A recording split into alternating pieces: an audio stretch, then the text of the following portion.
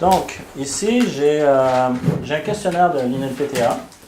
Comme je disais plus tôt, pour ceux qui n'étaient pas là, il y a des termes que vous pouvez ne pas avoir entendus. C'est correct, parce que même moi, j'ai vu selon les différentes écoles, par exemple, est-ce que je vous ai montré les catégories de Virginia Satir? Non. Il y a des écoles qui vont inclure les catégories de Virginia Satir, puis il y en a d'autres qui ne vont pas le faire. Est-ce que c'est important? Non.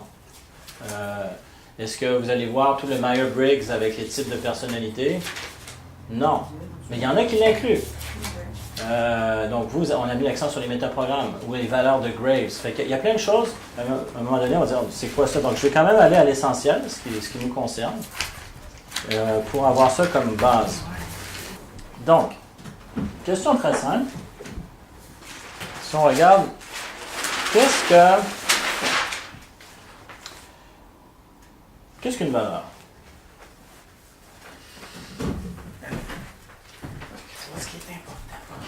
Oui, ça c'est effectivement c'est une bonne question. Quand on pose la question à la personne, qu'est-ce qui est important pour vous? Oups, elle va nous répondre en termes de valeur. Oui. Ouais. Bien, notre façon de penser, de réagir vient de nos valeurs. Tout à fait. Donc, ça fait partie de la structure de notre subjectivité. Puis on pourrait dire notre manière de penser, de réagir dépend de nos valeurs, dépend de nos métaprogrammes, dépend de nos croyances et de nos stratégies, etc. Fait que si on y va spécifiquement au niveau des valeurs, c'est ce qui nous guide. Donc, il y a deux choses. Les valeurs, et là je vais vous donner une précision, ça vaut la peine d'attendre parce qu'on avait regardé les valeurs. Vous vous rappelez à l'Éval? Oui. S'éloigner. Oui. Puis s'éloigner de. Nos valeurs, on a deux types de valeurs. Il y a des valeurs, souvent quand on les a nommées à date, c'était des valeurs où on allait vers quelque chose. Mais on a aussi des valeurs qui font en sorte qu'on s'éloigne. Donc ça amène des pôles de motivation chez nous. Donc, c'est ce qui nous influence dans nos décisions. Quand on dit qu'est-ce qui est important pour soi, donc il y en a qui vont dire ce qui est important, c'est la réussite, ou il y en a d'autres qui vont dire c'est éviter l'échec. Ce sont des valeurs. Donc, ça nous guide. Donc, on pourrait dire, évidemment, on peut donner plusieurs définitions, mais dans la structure de la subjectivité, elles vont guider, elles vont motiver. Nous guide à faire des choix. Oui, tout à fait, effectivement. Ils nous guident dans nos choix. Parce que une des manières que c'est présenté, alors là, je ne suis pas en train de dire que des métaprogrammes ou des valeurs ou des croyances sont plus importants les uns que les autres, mais dans les structures qui sont présentées souvent, je vous l'avais dit de manière verbale, mais là, je vais vous le montrer de manière visuelle. J'avais peut-être marqué de manière visuelle aussi. Et si, par exemple, on a un métaprogramme X, c'est de réaliser qu'est-ce qui va soutenir ce métaprogramme. Il va avoir différentes valeurs. Donc, mettons la valeur 1, la valeur 2, la valeur 3. Et puis, une même valeur peut avoir différentes croyances. Croyance 1, croyance 2, croyance 3. Alors, c'est facile de dire, OK, les métaprogrammes sont plus importants. Non. C'est une manière, vous avez rappelé, bon, le métaprogramme en soi est un filtre, on l'a vu la dernière fois, donc, qui va nous faire, dans la manière dont on va trier l'information, dont on va avoir notre motivation, mais en arrière de ce métaprogramme, il peut y avoir différentes valeurs. Et prenons un exemple. Mettons, vous savez que donc, la question que vous avez dit, dites qu'est-ce qui est important pour toi permet de reconnaître une valeur. Donc, quelqu'un va dire la liberté. OK. Comment tu sais quand tu es libre? Eh bien, je suis libre quand. Et là, on commence à énumérer. Donc là, on énumère des règles, et des croyances. Eh bien, il y a telle croyance, il y a telle croyance et telle croyance qui soutient telle valeur. Mais la valeur en soi, si je reviens ici,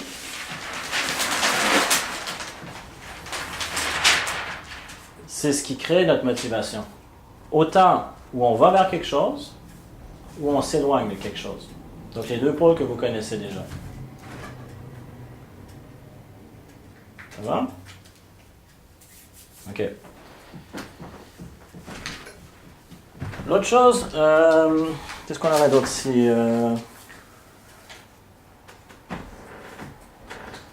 Alors, pourquoi les valeurs sont importantes? Pourquoi sont importantes? Parce que parfois on peut violer nos valeurs Ah, pour ok. répondre à un besoin. Non, je sais pas. Ah, ok, ok. Non, ça c'est un point intéressant. Bon, c'est vrai. Cela, on rentre dans d'autres choses. Ok. C'est un Mais- métaprogramme. Comment? Ce qu'il dit, c'est un métaprogramme. Non, ce à quoi il fait allusion, Quand c'est de réaliser qu'on, même si nos valeurs sont On peut importantes, développer. on est prêt à violer des fois, dans certaines situations, nos propres valeurs. Le terme est fort pour répondre à des besoins. Parce que les besoins, parce que les besoins sont encore plus forts que les valeurs. Mais je n'allais pas aussi loin dans ma question. Ok. Donc, pourquoi les valeurs sont importantes? C'est qu'elles guident nos vies, elles influencent nos vies. C'est ça qui va nous motiver. Non, rien de moins. En arrière des valeurs, on a vu qu'on peut avoir différentes règles, donc des croyances. Mais c'est quand quelqu'un dit qu'est-ce qui est important pour toi? C'est ça, c'est ça. Qu'est-ce qui est important pour toi dans le travail? Qu'est-ce qui est important pour toi? Vous avez vu la dernière fois, on avait commencé à explorer dans différents contextes, mais c'est ce qui nous guide. Alors, quel autre nom on pourrait utiliser pour décrire une valeur? Critère. Tout à fait. Donc, une valeur, ça peut également s'appeler un critère. Donc, on a des critères. Donc, critère, valeur, c'est finalement, quand on parle de critères, c'est qu'est-ce qu'on utilise, quels sont tes critères pour prendre une décision, ben, quelles sont tes valeurs pour prendre une décision. Ça va? Alors, justement, je vais rebondir, je vais faire du pouce sur ton idée, comme on dirait. Quelle est la différence entre, par exemple, les désirs, les besoins et les valeurs? Désir. Entre quoi? Désir, besoin. Besoins et valeurs. Et voilà. Donc, parce que quand ici dans le questionnaire, donc, ouais, c'est ça. What are the differences between wants, needs and values? Donc, ouais, donc les désirs, les besoins et les valeurs. La question était? La différence entre désir. Quelles sont les différences entre les désirs, wants, les besoins et les valeurs? La valeur, c'est quelque chose qui ne bouge pas, pour moi. Un besoin, c'est quelque chose qui peut changer, qu'on peut ajuster. Puis un désir, c'est quelque chose qu'on rêve d'avoir. OK. Alors, c'est juste pour... Alors, c'est intéressant. Donc, on a... C'est intéressant. Non, mais c'est vrai, dans le sens que c'est là que c'est intéressant de voir les nominations, qu'est-ce qu'elles veulent dire, puis qu'on ait une convention sur laquelle on s'entend. OK? Un besoin, c'est immuable. Ça ne change pas. Ça ne bouge pas, c'est ça. que j'ai dit. Moi, j'avais entendu dire qu'on pouvait l'ajuster. C'est ça que je... Non. Comment tu l'as formulé? J'ai dit une valeur, c'est quelque chose qui ne bouge pas. OK, une valeur. Pas la valeur, C'est pas dans les les besoins. besoins. Les besoins, ça peut bouger. C'est ça que je dis. Le besoin ne bouge pas. Le besoin ne bouge pas. Ne bouge pas. J'ai compris valeur. Ah, ben, est-ce que je me suis trompé? Est-ce que j'ai dit valeur? Non, besoin. Non, OK. J'ai entendu. Distorsion cérébrale. OK. Tu sélectionnes bien ce que tu veux, tu vois bien? Alors, regardez bien. Parce que les besoins, que ce soit avec la pyramide de Maslow ou avec le modèle de Robbins, c'est quelque chose d'immuable. Tous les êtres humains ont besoin de manger, C'est la base. ont besoin de dormir, et puis après, on monte dans la pyramide. Donc, Un besoin, ça ne change pas. non, c'est ça. Comme la pyramide des besoins de Ah, mais ça fait non au bout dans ma tête.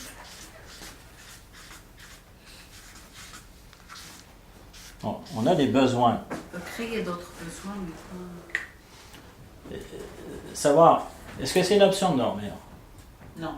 Est-ce que c'est une option de manger? Non. Est-ce que c'est une option d'éliminer les déchets? Non! Non! Ah, ces besoins-là. Mais on parle des besoins. OK. C'est parce que c'est là qu'on s'entend. Besoin Le vital. au niveau, oui, vitaux, oui, tout à fait. Oui. Je pourrais rajouter, quand on parle de besoins, effectivement, on pourrait sous-entendre la notion vitaux Et plus on monte dans la pyramide de Maslow, plus on va vers l'actualisation. Mais c'est évident, si c'est physiologique, c'est vital. Après ça, il y a la sécurité, après il y a l'appartenance, après il y a toute la notion de confiance, estime de soi. Et pour en arriver à l'actualisation. C'est ça. Donc, la différence dans tout ça ici, c'est que les besoins sont essentiels et nos valeurs, on a vu, ça nous guide. Donc, ça fait partie de, on pourrait dire, ça fait partie de notre carte du monde.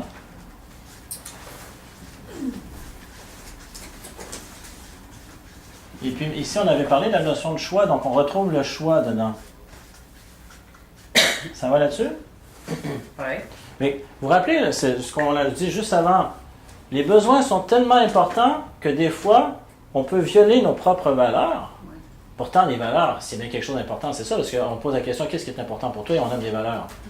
Ça montre à quel point les besoins sont importants. Donc, c'est vital. Par exemple, quelqu'un qui est honnête, par exemple, sa valeur, c'est l'honnêteté, mais qui se retrouve un jour sans le sou, comme moi, j'ai vécu en Amérique latine, dans des conditions très difficiles, j'ai vu des parents qui ne pouvaient pas acheter des médicaments à leurs enfants. Ils peuvent recourir à des actions malhonnêtes pour combler des besoins. Pourtant, si c'est des gens honnêtes, mais à un moment donné, il y a des situations qui vont créer ça. Donc, des gens même qui vont voler de la nourriture, etc., etc.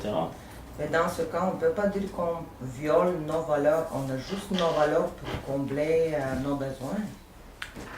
Ben, c'est là après, On les adapte, on s'adapte. Parce qu'on peut voir des gens qui, des fois, vont souffrir. Ça leur fait mal de faire certaines choses parce que ça va à l'encontre de leurs valeurs, mais ils le font par obligation, par besoin. Fait que cette notion, j'utilise de manière voulue le terme violation, mais ils sont en conflit avec eux-mêmes, mais ils n'ont pas le choix. Ils adaptent les valeurs. Oui. C'est juste, même temporairement. Oui. Ou même des fois des gens qui, à cause il y a de la corruption dans leur domaine, vont fermer les yeux sur certaines choses parce que sinon, eux perdent leur emploi. Fait qu'ils vont fermer les yeux.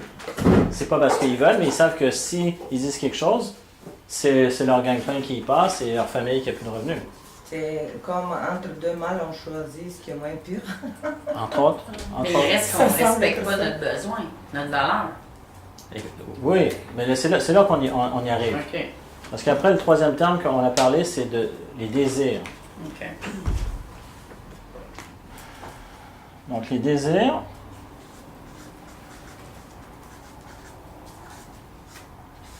c'est la manière qu'on va choisir pour combler nos besoins.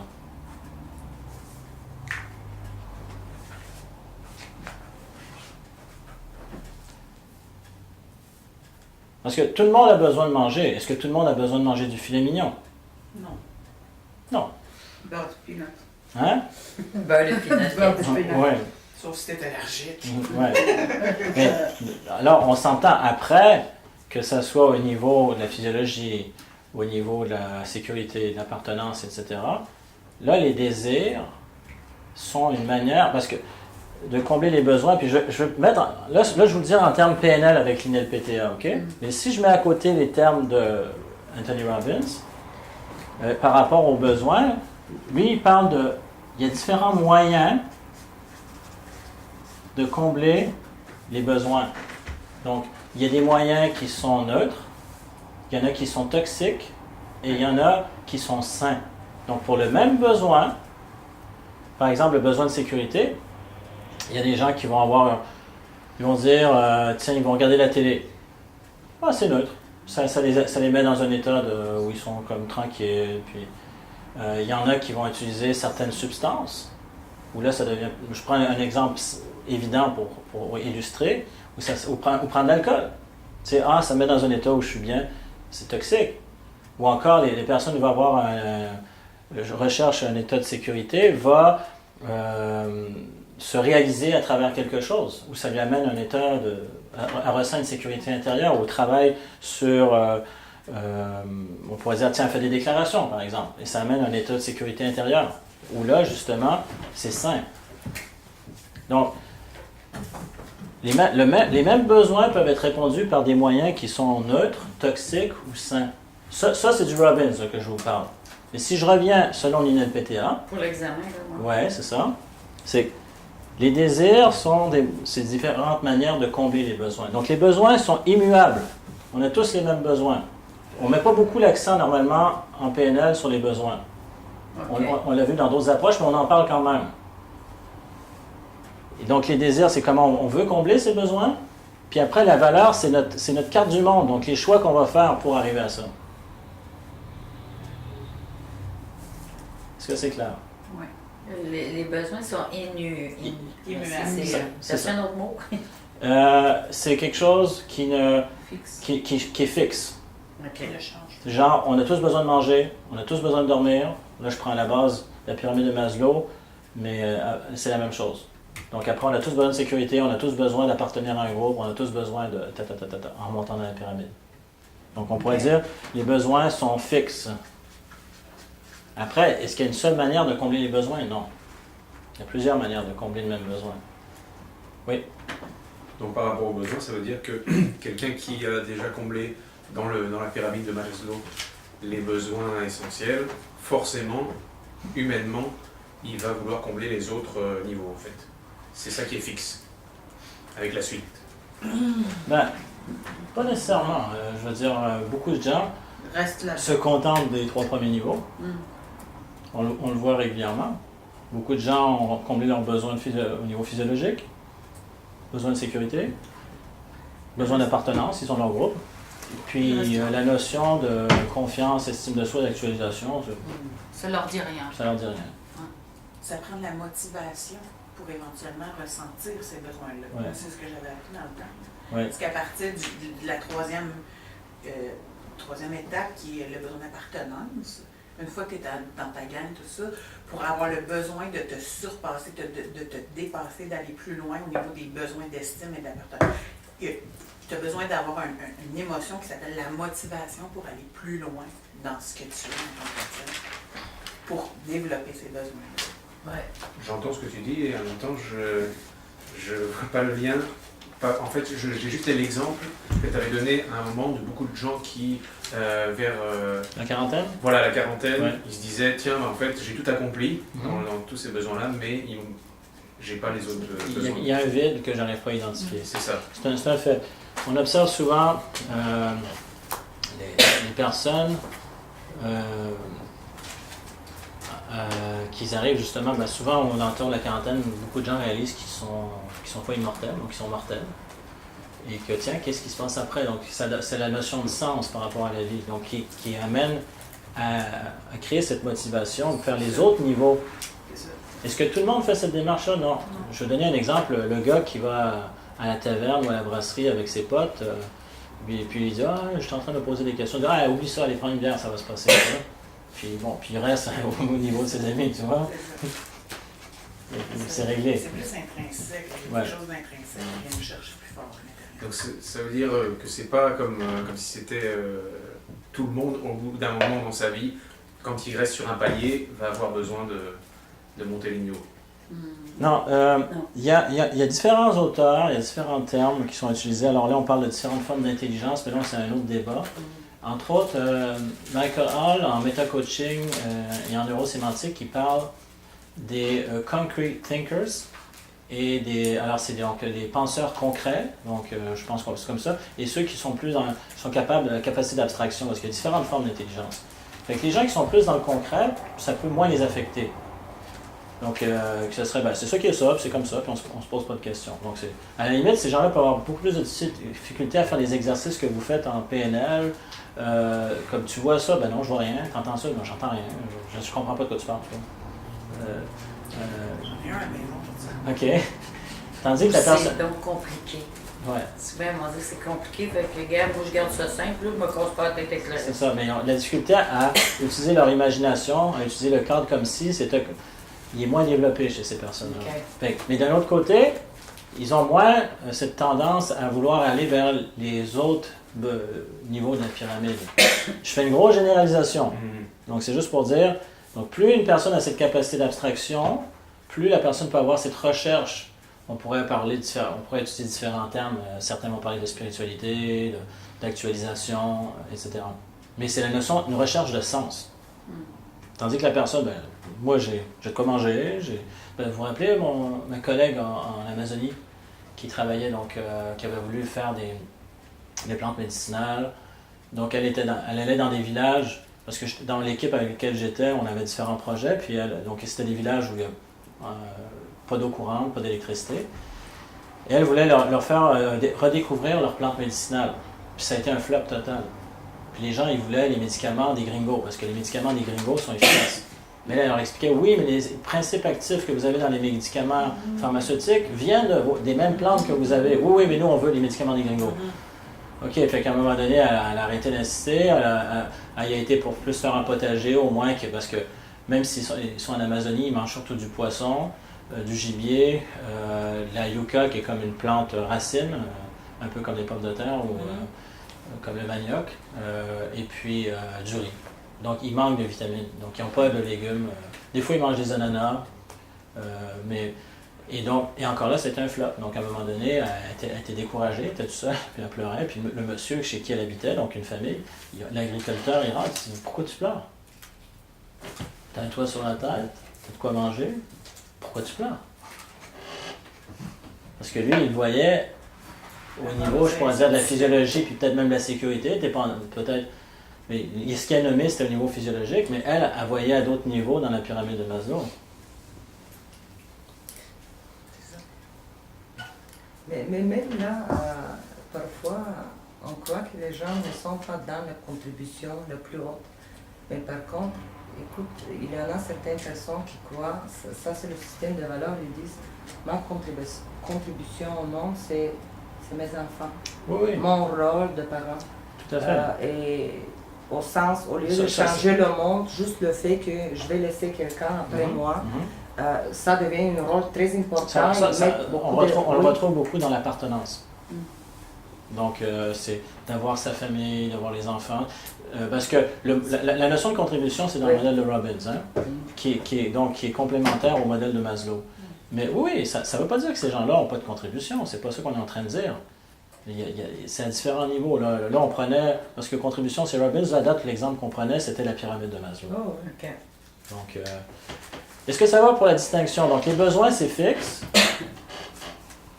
Puis, évidemment, plus on va bas dans la pyramide de Maslow, plus c'est vital. Et puis, il y a différentes manières. Hein. Il y en a qui ont tout ce qu'ils ont besoin, c'est avoir un peu de paille pour dormir dessus. Il y en a d'autres, ça leur prend le lit hyper confort et tout. Donc, ils ont des désirs différents pour combler les mêmes besoins. OK? Puis après, il y a des valeurs. Ben là, il y a moi, ça me prend un lit qui correspond à telle et telle norme, ou une voiture qui est sûre, sécuritaire, etc., bon, écologique, qui fait un minimum de consommation, etc. Ça va? Oui. Ouais. Ça veut dire que nos désirs peuvent évoluer. On peut, par exemple, quelqu'un qui a vécu dans le luxe tout le temps, finalement, il se rend compte qu'il n'a pas besoin de grand-chose finalement avec le temps. Ça peut évoluer. Oui, tout à fait, oui. Ouais. Oui. Ouais. Voilà. Bah, c'est ça le début De la sagesse. Donc, pour de plus amples informations, veuillez consulter WAFA. Je t'en marre, moi je suis loin de la sagesse. Là. Ben, rapproche-toi de WAFA, ça va aller. Mais non, moi je vis très bien avec ça, mon manque de sagesse. Le temps va faire son effet, ne t'en touchez pas, madame. Ah, ben oui, c'est ça, je vais laisser le temps. Oui, ouais. Donc, Fait que si on reprend ce que tu viens de nous expliquer, oui. à l'examen, une question, ça serait quoi sur ça? La question de la base, c'était quelles sont les différences entre désir, besoin et valeur? Voilà. OK, la différence. Mhm. Fait que les besoins, c'est fixe, Pour chaque être humain, puis le désir, c'est le moyen pour obtenir. pour, C'est ça? pour répondre à nos besoins. Ouais, c'est ça, répondre. c'est ça. Les valeurs sont des choses importantes qui vont guider nos choix. Ouais. Tu vois, faut que la Bravo! sagesse. OK. Donc, une autre question, par exemple, c'est quel schéma, vous vous rappelez du métamodèle, ça vous dit quelque chose? Ouais. Il y avait combien de modèles, de schémas dans le métamodèle? Dans le métamodèle, on a le 4, 4, 4. Oui, donc ça fait 12. 12. Alors, quel schéma du métamodèle? Excuse-moi, dans le métamodèle, si on veut rentrer à l'intérieur un petit peu, parce qu'il y a un métamodèle qui est partagé entre la motivation et l'autre critère.